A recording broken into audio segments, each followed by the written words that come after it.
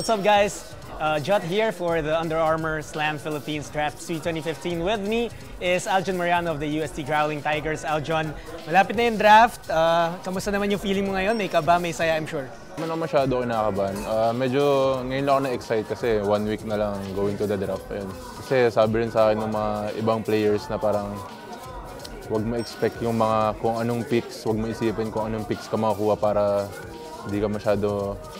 Kasi pa na-expect ka baka ma-disappoint ka, hindi ka makuha sa pick na yun na gusto mo. Siyempre, Aljon, sa atin ng mga Pinoy na mahilig sa basketball, PBA yung ultimate dream. Ikaw ba yung bata ka, anong PBA team yung sinuportahan mo talaga tsaka sinong favorite player mo? Siyempre, dream talaga yung PBA since bata pa ako. Teams tsaka player, wala ako masyado maano kasi halos lahat pinapanood ko talaga. Pero pag when you finally get drafted sa linggo, sa Sunday, and you finally play in the PBA, sino yung player na feeling mo masa-starstruck ka?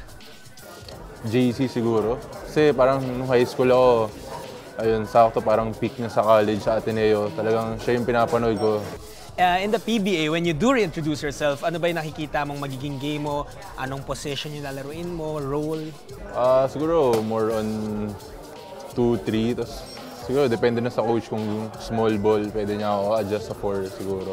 Ayun, medyo advantage ko lang kasi medyo yung versatility ko. From the end nung last UAAP season mo until now, ano na yung mga nadagdag mo? How was your game growing system?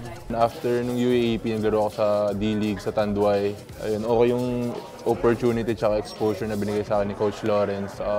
In-improve ko talaga yung outside shooting ko, lalo na ayun, perimeter, 3 points, ayun, para yung range ko lumayo. Tsaka lalo na yung dribbling, mga pick and roll, ganun.